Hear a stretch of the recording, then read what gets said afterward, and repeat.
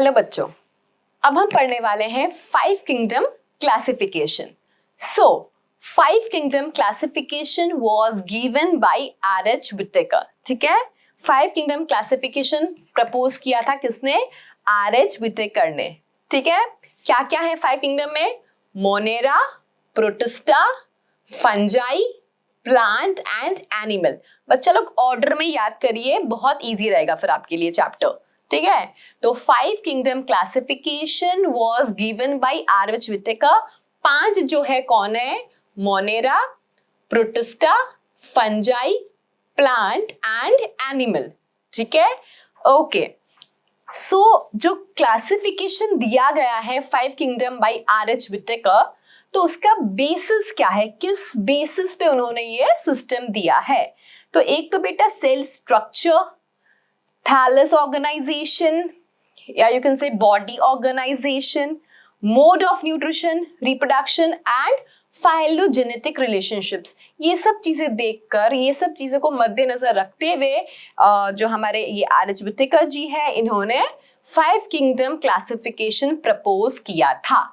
Okay, अब देखो बच्चा, इन्होंने 5 किंगडम जो दिए हैं, Monera, Protista, Fungi, Plantae, animal, ये आप लोग लिख लीजिए, लर्न कर लीजिए। अब बताती हूँ मैं आपको किस बेसिस पे दिया था। कैरेक्टरिस्टिक्स।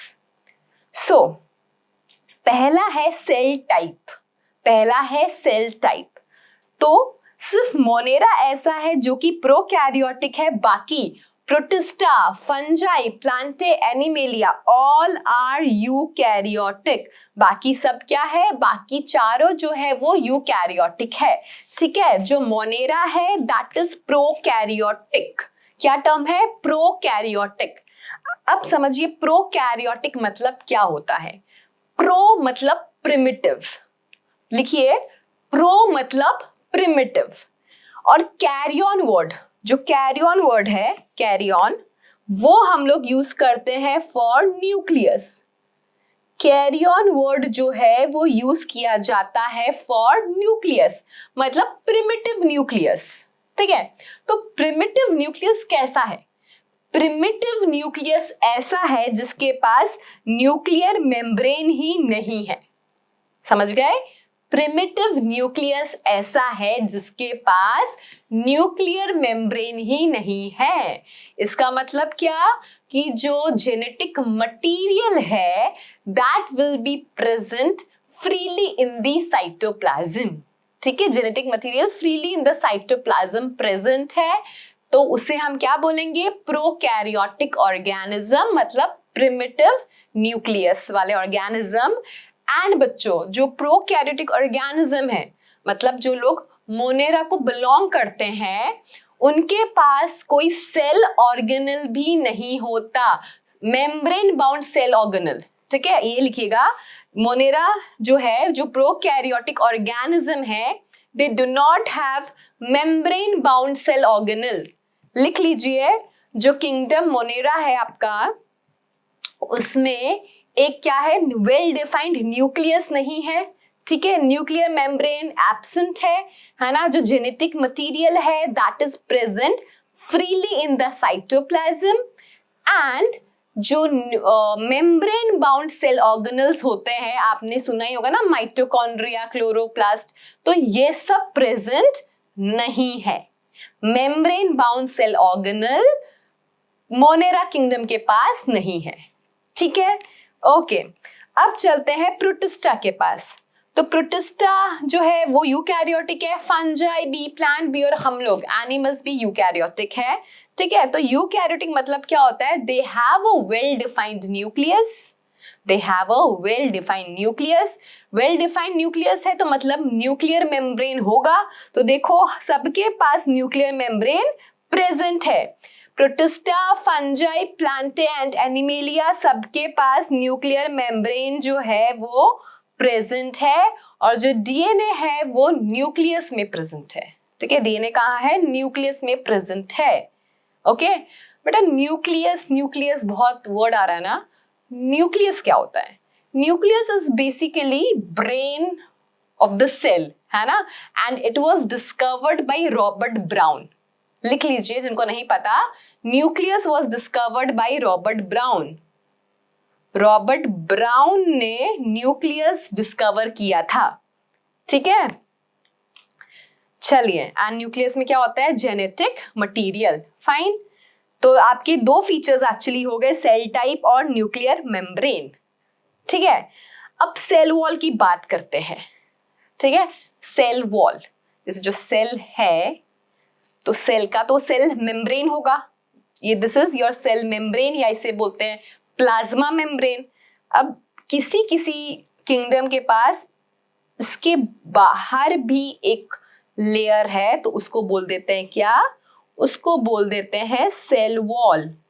तो अब देखो, मोनेरा के पास सेल वॉल है, ठीक है। जो मोनेरन्स है, बैक्टीरियाज है, उनके पास सेल वॉल है। उनका सेल वॉल बना होता है बच्चा लोग पेप्टिडोग्लाइकन का। पेप्टिडोग्लाइकन का लिख लीजिए। Cell wall of Monera is made up of peptidoglycan. Cell wall of Monera is made up of peptidoglycan. Peptidoglycan क्या है? तो इट इज बेसिकली आपका हेट्रोपॉलीमर है, हेट्रोपॉलीसेकेराइड है ये, है ना। नाग और नाम का बना हुआ रहता है। ओके, सो मोनेरन्स जो है उनका सेल वॉल किसका बना हुआ है? पेप्टिडोग्लाइकन।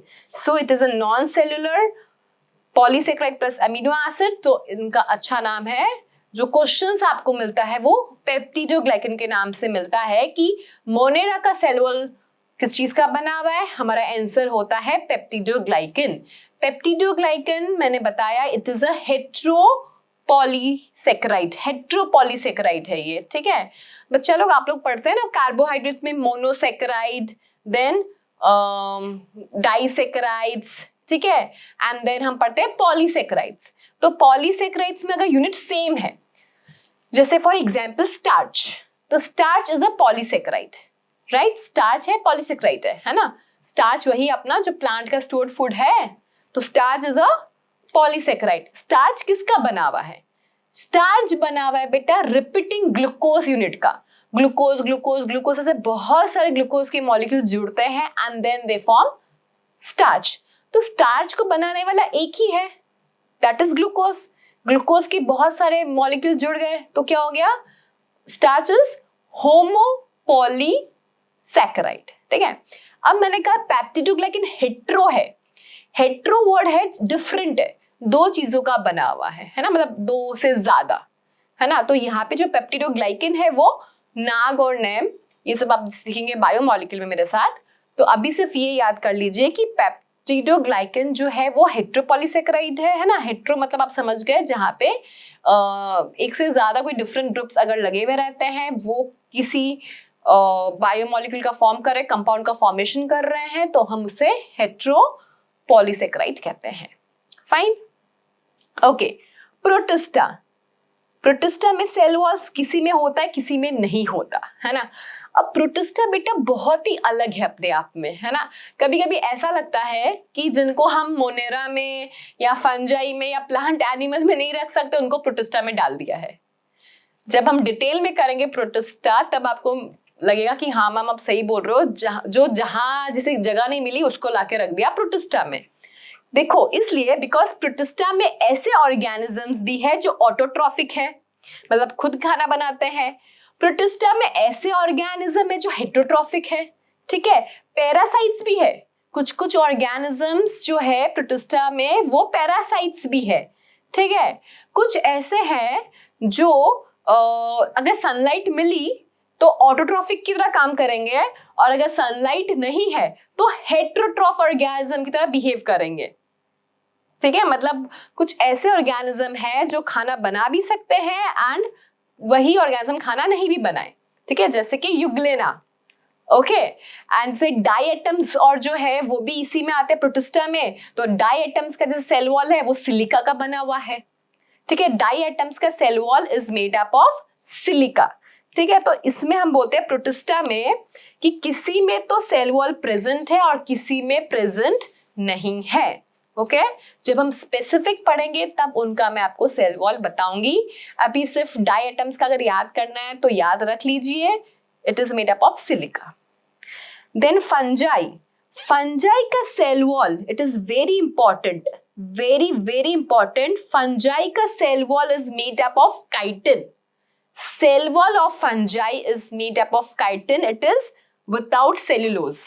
ठीक है, cell wall of fungi is made up of chitin. Okay, now what is chitin? Chitin is a होमोपॉलीसेकेराइड.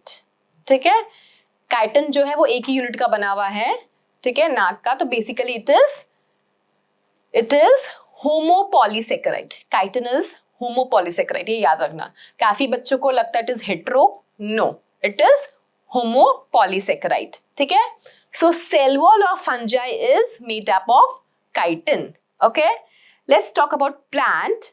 तो प्लांट का cell wall is made up of cellulose. Plant का सेल वॉल किसका बना होता है बच्चों? प्लांट का सेल वॉल बना हुआ है सेल्यूलोज का. Fine, cell wall of plant is made up of cellulose. हम जो एनिमल्स हैं हमारे पास सेल वॉल ही नहीं होता. ठीक है, cell wall is absent. Animals के पास सेल वॉल नहीं होता. तो ओवरऑल देखिए हम, तो मोनेरा के पास है पेप्टिडोग्लाइकिन, प्रोटिस्टा में किसी के पास है, किसी के पास नहीं है. ओके, फंजाई में है काइटिन, प्लांट में है सेल्यूलोज. एनिमल के पास सेल वॉल नहीं है. ओके, चलिए let's talk about body organization. तो मोनेरा में मोस्टली यू हैव मोस्टली क्या, सारे मोनेरा के जो ऑर्गेनिजम्स हैं they are single celled unicellular organisms. ठीक है, प्रोटिस्टा है तो यूकैरियोट. ठीक है, they have a well defined nucleus, है ना, न्यूक्लियर मेम्ब्रेन और सब प्रेजेंट है, लेकिन all the protistans are unicellular organisms. ठीक है, okay. If I talk about fungi, तो सारे फंजाइज मल्टी सेल्यूलर एक्सेप्ट, लिख लीजिएगा बच्चा लोग यहाँ पे, all fungi is multi cellular except yeast. जो ईस्ट है हमारा, ईस्ट आप यूज करते हैं ना बेकरी इंडस्ट्री में, केक वगैरह बनाने में ईस्ट जो यूज होता है, तो जो ईस्ट है दैट इज यूनिसेल्यूलर. ठीक है, जितने भी फंजाई होते हैं बच्चा लोग, all fungi are multi cellular except yeast which is a unicellular. Okay, then plant में टिश्यूज, ऑफ कोर्स टिश्यूज है एंड ऑर्गन्स है. ठीक है, एंड एनिमल्स में टिश्यूज, ऑर्गन सिस्टम सब कुछ प्रेजेंट होता है. Fine, okay. अब बात करते हैं खाने की, मोड ऑफ न्यूट्रिशन. ओके, तो जो मोनेरेंस है, मोनेरेंस जो है दे आर ऑटोट्रॉफिक.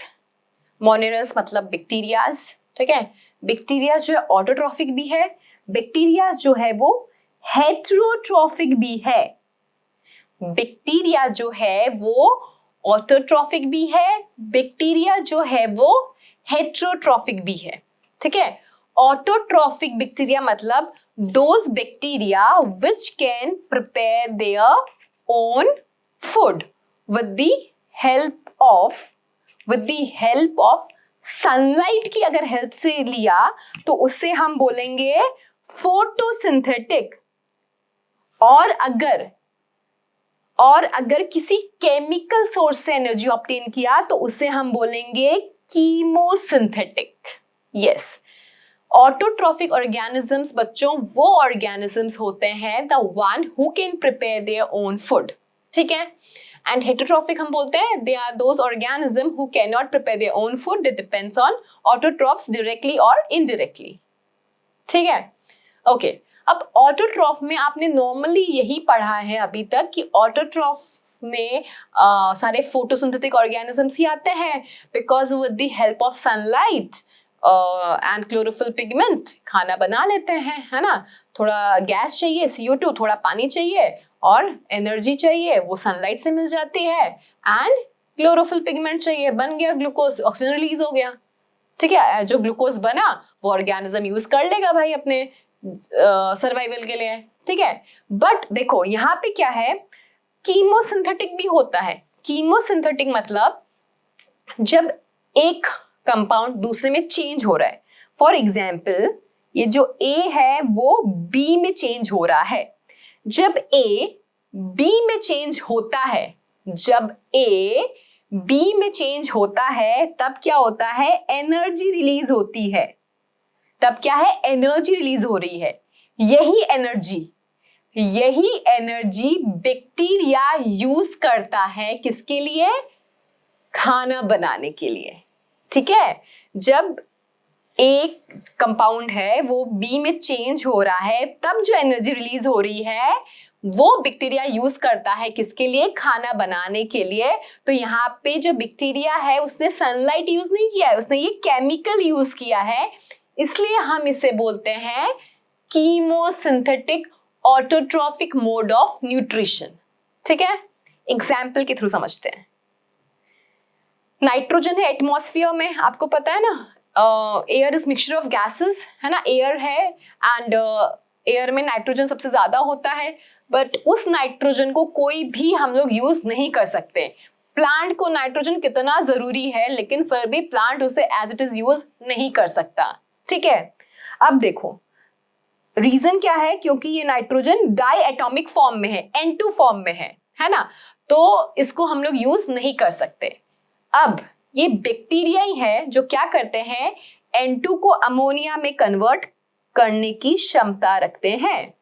ठीक है, अब ये अमोनिया प्लांट यूज कर लेगा, NH3 can be used by plants. ठीक है, अब जब ये N2 NH3 में चेंज हुआ, जब N2 बच्चों NH3 में चेंज हुआ तब एनर्जी रिलीज हुई थी। ठीक है, यही एनर्जी बैक्टीरिया यूज करेगा किसके लिए, खाना बनाने के लिए। यही एनर्जी बैक्टीरिया यूज करेगा for the production of food. ठीक है, तो दिस इज व्हाट ऑटोट्रॉफिक वाला पार्ट ऑफ बैक्टीरिया की it can be chemosynthetic and it can be photosynthetic. तो अगर एनर्जी ऑब्टेन हो रहा है फ्रॉम सनलाइट तो इट इज फोटोसिंथेटिक, या फिर कोई केमिकल के कन्वर्जन से एनर्जी रिलीज होता है तो इट इज कीमोसिंथेटिक। तो आपके नाइट्रोजन फिक्सेशन, नाइट्रोजन साइकिल वाले जितने बैक्टीरिया है they all are chemosynthetic bacteria. ठीक है, ओके। बैक्टीरिया हेटेरोट्रॉफिक भी होते हैं, मतलब they cannot prepare their own food, तो that depends on other। तो हेटेरोट्रॉफ के एग्जाम्पल्स ऐसा समझो जो डिजीज कॉजिंग बैक्टीरिया है ना, डिजीज कॉजिंग बैक्टीरिया है, जैसे साल्मोनेला टाइफी है, इट कॉजेस टाइफॉइड, है ना। अब साल्मोनेला टाइफी जो है वो ऑफ कोर्स ऑटोट्रॉफिक तो है नहीं, है ना, वो हेटेरो है। तो एक्चुअली वो हेटेरो है, वो हमारे अंदर पता है क्यों आया है, डिजीज कॉज करने नहीं आया है, वो हमारे अंदर एक्चुअली आया है फूड ऑब्टेन करने। ठीक है, वो तो साइड इफेक्ट है कि हमें टाइफाइड हो जाता है अगर साल्मोनेला टाइफी हमारे अंदर आता है, तो समझ में आया। तो बेसिकली हेटेरोट्रॉफिक बैक्टीरिया के वो एग्जाम्पल है डिजीज कॉजिंग बैक्टीरिया, या आपका गुड बैक्टीरिया जैसे कि दही वाला। ठीक है, दही कर्ड है ना, वो कर्ड में कौन सा बैक्टीरिया होता है, लैक्टोबैसिलस। ठीक है, कर्ड में होता है लैक्टोबैसिलस। तो फिर लैक्टोबैसिलस एक्चुअली जब हम उसे मिल्क में डालते हैं ना इनोक्यूलम, तो लैक्टोबैसिलस बेसिकली क्या, उसके लिए मिल्क खाना है ना, वो तो अपना खाना ऑब्टेन कर रहा है। अब वो तो प्रोसेस ऐसा है कि जब वो खाना खाता है तो उस साइड इफेक्ट ऐसा होता है कि दही जम जाता है। ओके, बट वो बैक्टीरिया ऐसा नहीं, ये नहीं सोच रहा बैक्टीरिया कि भाई चलो मैं इंसानों को कुछ भला कर दूं, दही बना के दे दूं, नहीं, बैक्टीरिया खुद का भला कर रहा है। समझ में आया। तो हेटेरोट्रॉफ के एग्जांपल्स कौन होंगे आपके, डिजीज कॉजिंग बैक्टीरिया, देन ये गुड बैक्टीरिया जो है, देन आपका बायोगैस वाला भी गुड बैक्टीरिया है, तो वो सब आपके हेटेरोट्रॉफ में आते हैं। ठीक है, और अगर आप पूछे मुझसे मैम फोटोसिंथेटिक की भी एग्जाम्पल दे दीजिए, तो it is blue green algae.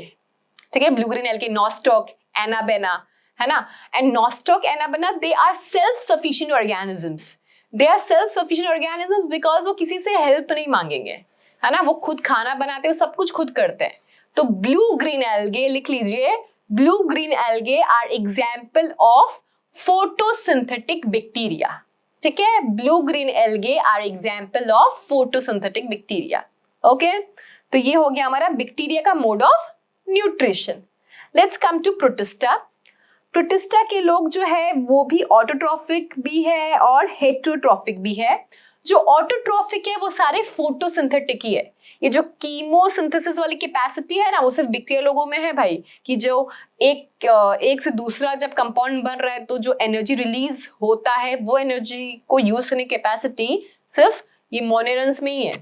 Protista वाले सिंपली है, लाइट मिल गई तो ऑटोट्रॉफिक, लाइट नहीं मिली तो हेटेरोट्रॉफिक। अब हेटेरोट्रॉफिक जैसे अमीबा इज ऑल्सो प्रोटिस्टा, तो अमीबा क्या शो करता है, show holozoic mode of nutrition. Heterotrophic एक टाइप ही है होलोजोइक, जो हम इंसान भी शो करता है, तो अमीबा भी holozoic mode of nutrition he show करता है। ओके, फंजाई, तो चलिए ईस्ट एक्सेप्ट लिख लिया होगा ना आपने, इसे मैं मिटा देती हूँ। हाँ, फंजाई सारे हेटेरोट्रॉफिक ही है, तो they are saprophyte also and parasitic also. Saprophytic मतलब they feed on dead and decay organisms, ठीक है। सेप्रोफिटिक मतलब feed on dead and decay organism, जैसे फंजाई ब्रेड मोल्ड है ना, तो वो ब्रेड पे आया एंड क्या होगा, फंजाई का जैसे वो हाइफा होता है ना, ऐसे थ्रेड लाइक स्ट्रक्चर्स उनके, है ना, ये सब ग्रो हो जाएंगे एंड वो क्या करेगा, कुछ केमिकल सब्सटेंस सिक्रीट करेगा एंड वो ब्रेड को फिर क्या करेगा, ब्रेड के ऊपर केमिकल सब्सटेंस गिराया तो वो ब्रेड मतलब खराब होगी, हमारे लिए खराब होगी बट उनके लिए खाना है। ब्रेड हमारे लिए खराब हो गई बेटा, लेकिन फंजाई के लिए खाना है, ठीक है। तो केमिकल सब्सटेंस क्या, वो डिसॉल्व होगा एंड फिर वो फंजाई खा लेगी एंड फिर ग्रो होती जाएगी लाइक दैट। तो सेप्रोफिटिक मतलब the organism which feed on dead and decay material, तो वो भाई डेड ही है ना bread. Okay, parasitic fungi, parasitic fungi होते हैं जो वही होस्ट के अंदर जाके, है ना, क्योंकि फंजाई कितनी डिजीज तो कॉज करते हैं, स्मट, रस्ट, ऐसी डिजीज हम देखेंगे जो कॉज करते हैं हमारे फंजाई, पक्सीनिया, स्टीलेगो, तो दे फंजाइज आर पैरासाइट ऑल्सो, ठीक है। होस्ट की बॉडी में जाके न्यूट्रिशन डिराइव करना वाला काम भी ये लोग करते हैं, फंजाई लोग। प्लांट्स तो बेटा सारे आपके ऑटोट्रॉफिक ही है ना, autotrophic photosynthesis, simple, they prepare glucose with the help of sunlight and chlorophyll pigment. तो जितने भी प्लांट्स है दे ऑल आर फोटोसिंथेटिक, ठीक है। Animals are purely heterotroph, animal सब हेटेरोट्रॉफिक ही होते हैं। अब हेटेरोट्रॉफ में देखिए होलोजोइक और सेप्रोफिटिक दो है, तो लेट्स स्टार्ट विथ होलोजोइक। तो बच्चा लोग होलोजोइक मोड ऑफ न्यूट्रिशन क्या होता है, मैंने कहा कि प्रोटिस्टा में जो अमीबा है वो भी होलोजोइक ही शो करता है। तो होलोजोइक में क्या होता है, 5 स्टेप होता है। पहले तो ये सीखिए, होलोजोइक मोड ऑफ न्यूट्रिशन के 5 स्टेप होते हैं, लिख लीजिए। First one is ingestion, INGESTION, ingestion, intake of food. कैसा फूड, सॉलिड फूड।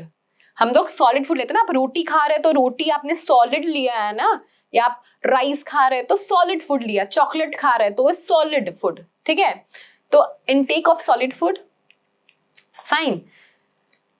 अब क्या होगा, इंजेशन हो गया, फिर डाइजेशन होगा, मतलब आपने जो फूड लिया है उसका ब्रेकडाउन होगा, आपने जो फूड लिया है उसका क्या होगा, ब्रेकडाउन होगा इनटू स्मॉलर पीसेस। आपने तो बड़ा पीस खा लिया, उसका स्मॉलर पीसेस में टूटना होगा, किसकी मदद से, with the help of enzymes, मतलब वो बहुत ही स्मॉल पीसेस में टूटता जाएगा with the help of enzymes, ठीक है।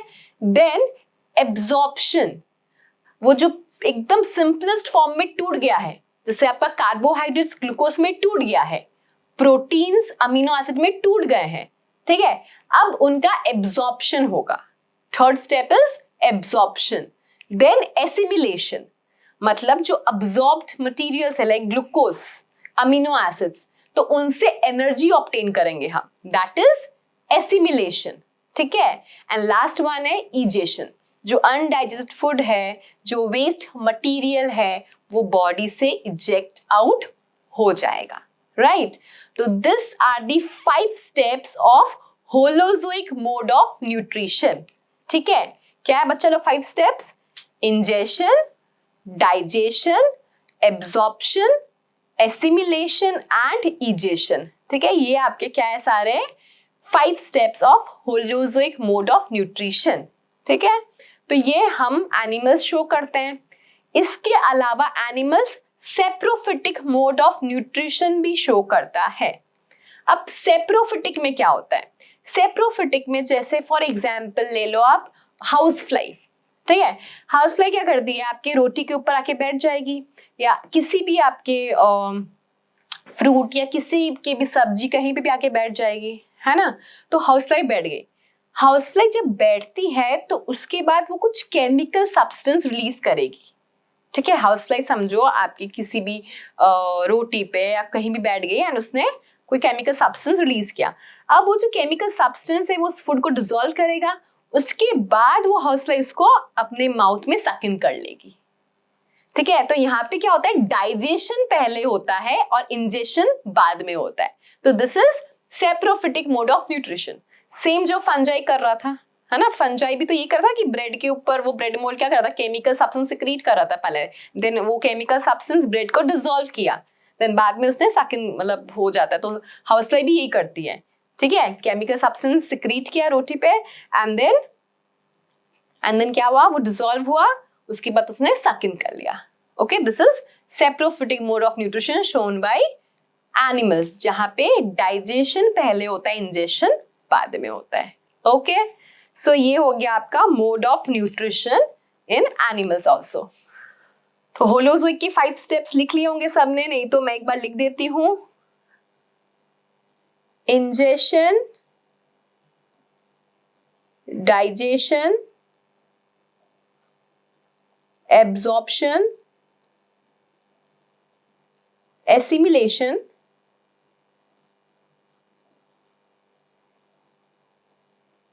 एंड इजेशन, ठीक है। ये आपके 5 स्टेप्स है किसके? होलोजोइक मोड ऑफ न्यूट्रिशन के। Ingestion, digestion, absorption, assimilation and egestion, this are the 5 steps of holozoic mode of nutrition, ठीक है। क्लियर है ये बात? तो ये बेसिस था आर.एच. व्हिटेकर जी का टू क्लासिफाई 5 किंगडम्स, ठीक है। उन्होंने cell type, cell wall, nuclear membrane, body organization, mode of nutrition और ये सब बहुत चीजें। आपने एक चीज देखा होगा, ये फाइलोजेनेटिक बेसिस भी है।